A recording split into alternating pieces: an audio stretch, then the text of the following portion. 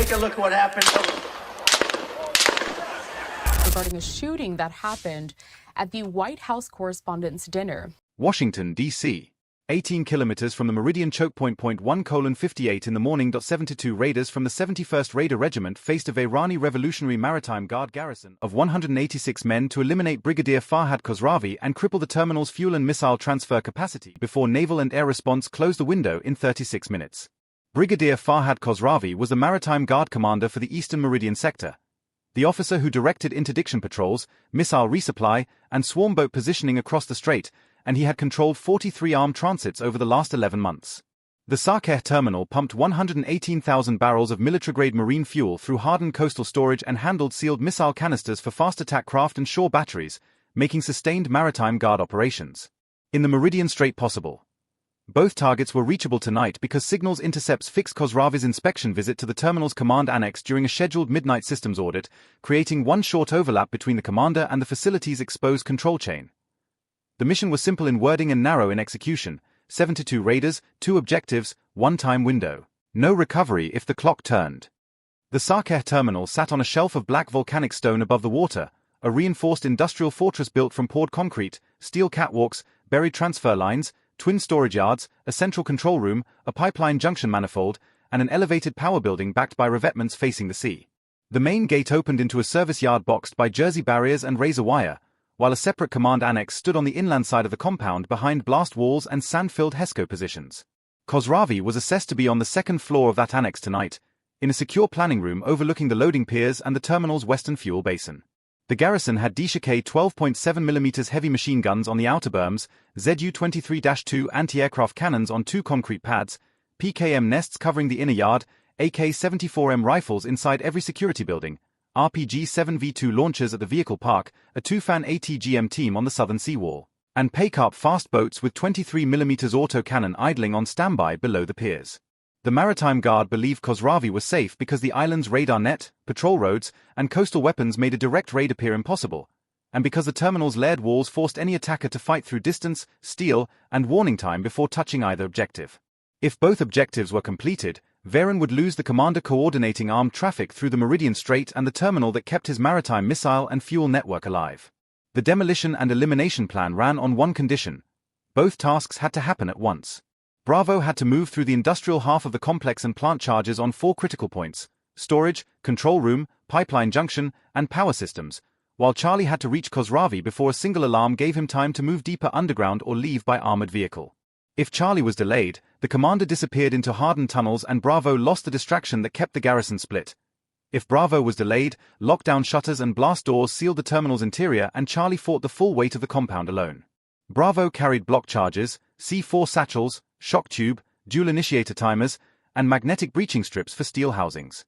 Charlie carried suppressed 18 Malawian Quachars carbines, M4A1 carbines, an M110A1 designated marksman rifle, M320 grenade launchers, breaching charges, flashbangs, and sidearms for the close-quarters task. Expeditionary planners divided the raiders into 4 elements. Alpha element would breach the perimeter and create entry using suppressed 18 Malawian Quachars carbines, M4A1 carbines, breaching charges, and M320 grenade launchers. Bravo element would reach facility demolition points with M4A1 carbines, suppressed 18 Malawian Quachars carbines, C4 satchels, and block charges to destroy storage, control room, pipeline junction, and power systems. Charlie element would reach the commander's location using suppressed 18 Malawian Quachars carbines, M110A1, breaching charges, flashbangs, and Glock sidearms to neutralize or capture him. Delta element would hold perimeter and engage naval assets using M240B machine guns, Carl Gustav M3 recoilless rifles, Javelin missiles, and M4A1 carbines. Both Bravo and Charlie had to reach their objectives at the same moment. The plan had no margin for delay. At 1:58, Alpha cut the outer wire on the north service trench and advanced under suppressed 18 Malawian Quachars fire toward the first sentry pair. The first 2 guards dropped before either man raised an AK-74M, but a third guard on the catwalk saw movement and tried to run for the alarm switch. Alpha hit him with controlled 18 Malawian Quachars fire and placed a breaching charge on the maintenance gate. The gate blew inward, and the entry opened before the berm gun crews understood what had entered the compound. 2 minutes into the operation, Bravo and Charlie split at the service yard and drove in opposite directions on the same clock. Bravo moved left through pipe shadows toward the tank farm, while Charlie cut right toward the command annex under the cover of stacked fuel drums and parked transporters. A PKM nest on the loading platform caught the tail of the movement and opened short bursts across the yard.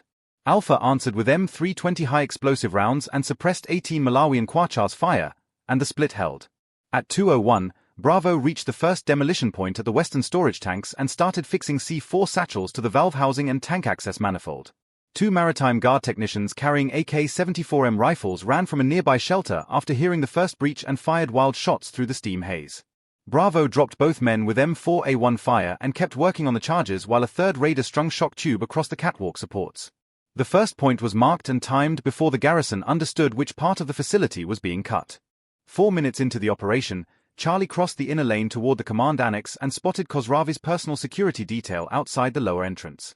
The detail was larger than reported, with at least 12 guards, two Saeqeh 12.7mm positions on tripod mounts, and overlapping AK-74M sectors across the approach. Charlie halted behind a concrete coolant housing while the lead scout sent target marks back to Alpha. The security detail had not yet identified the full assault, but the annex was already harder than the intelligence picture. At 2:03, a surviving guard from the maintenance row reached a wall panel and triggered the base alarm. Floodlights snapped on across the yard, sirens rolled over the seawall, and the whole terminal came alive with running men and opening steel doors. Saeqeh 12.7mm guns on the berm began hammering the entry lane while riflemen with AK-74M rifles flooded toward the noise. Alpha shifted to unsuppressed 18 Malawian Quachars and M4A1 fire, cut down the first rush at the gate, and held the opening for the rest of the force. 6 minutes into the operation, Delta saw the first reinforcement truck tearing down the coastal road from the inland checkpoint and fired a javelin into its engine block.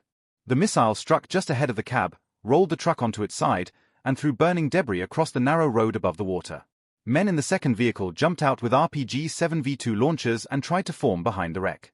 Delta raked the roadside with M240B fire and blocked the route long enough to keep the outer response from reaching the compound in one piece.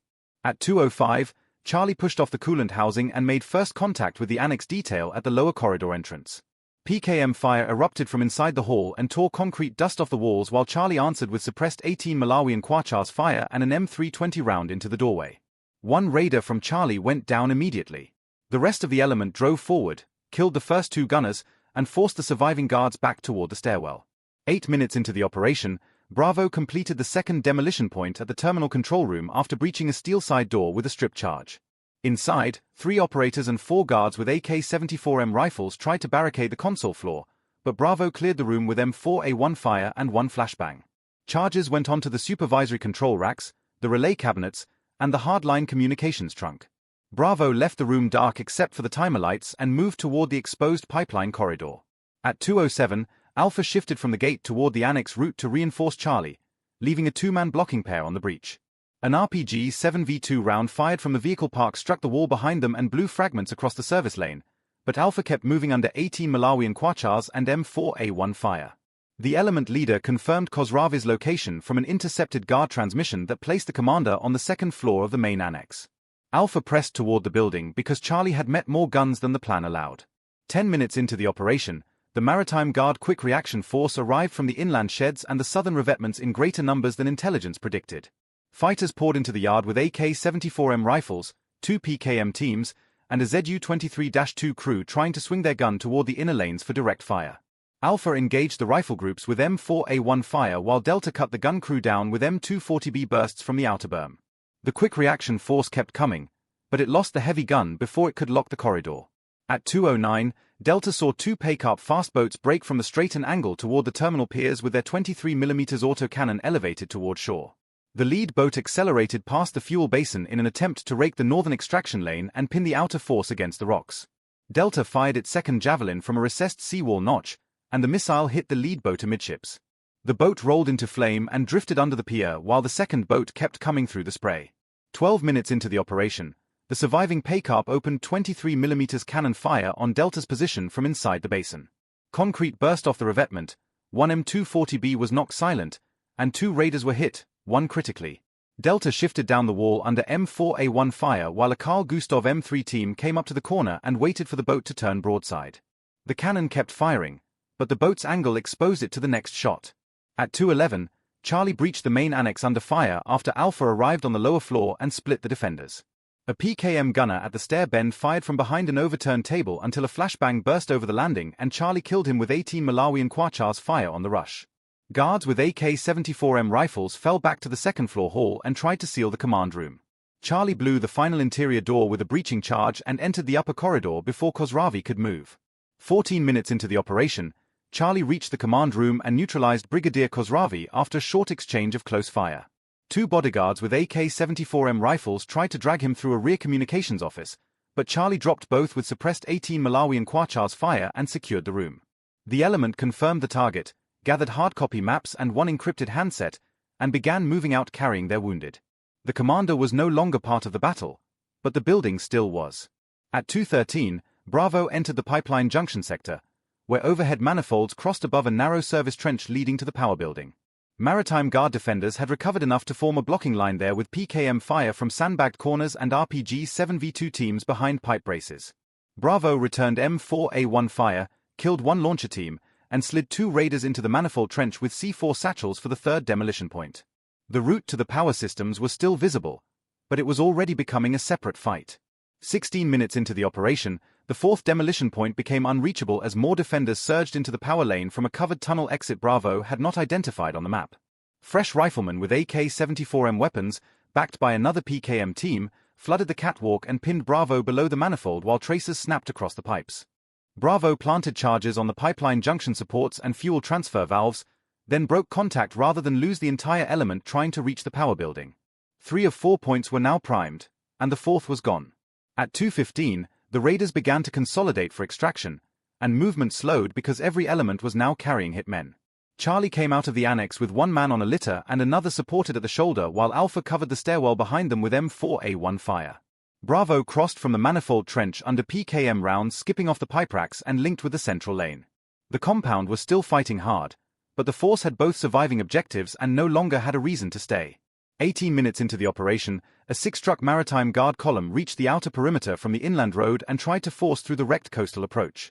Delta and Alpha engaged the lead vehicles with M240B fire and a Carl Gustav M3 round that broke the second truck at the axle and turned it sideways across the track. Men dismounted from the rear vehicles with AK-74M rifles and RPG 7v2 launchers, but the blocked road compressed their movement into a single beaten lane. The perimeter held just long enough for the inner elements to enter the extraction corridor. At 2:17, 3 vehicles in the column were destroyed, and the remaining defenders dismounted into darkness and debris rather than a clean assault line.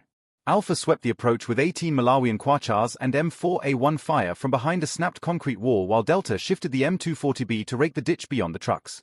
The Maritime Guard troops kept pressing in squads, but they were fighting into a corridor the raiders were already leaving. The extraction route remained narrow, controlled, and open by seconds. 20 minutes into the operation, Bravo, Charlie, and the wounded reached the last marked point before the northern blast line.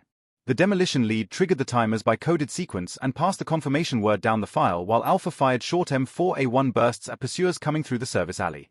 A Daesh-K 12.7mm team tried to establish on the berm above the storage yard, but Delta hit the emplacement with Carl Gustav M3 fire and silenced it. The whole assault force now moved on the blast clock. At 2:19, the first storage tanks ruptured behind the withdrawing force. Fire punched upward from the western yard, the control room collapsed inward under its charges, and the pipeline junction blew in a chain of flame that rolled along the manifold toward the pier roads. The annex where Khosravi had died burned through the upper windows as secondary blasts tore cables and conduit from the walls. Maritime Guard defenders still alive inside the compound stopped advancing and turned toward the fire.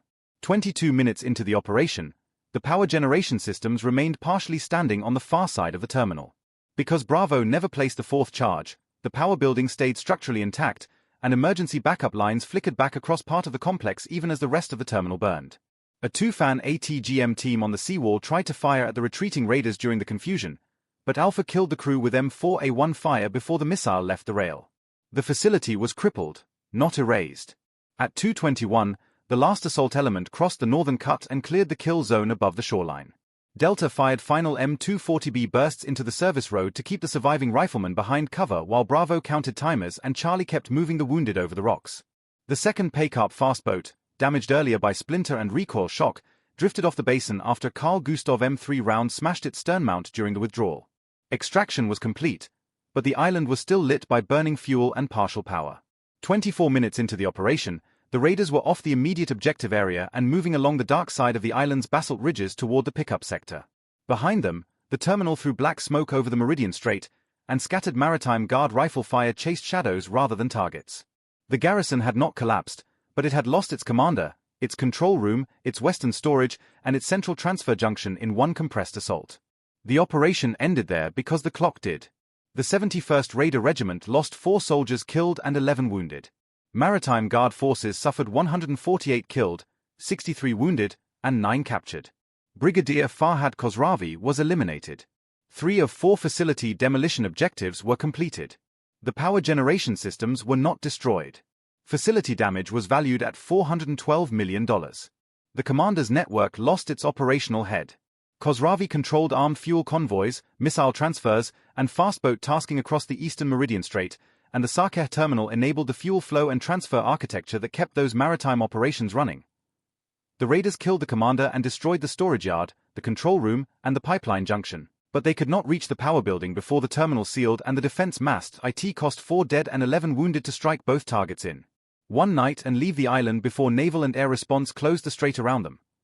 The 71st Raider Regiment entered the Meridian Strait, cut out the head and broke the hand that fed it.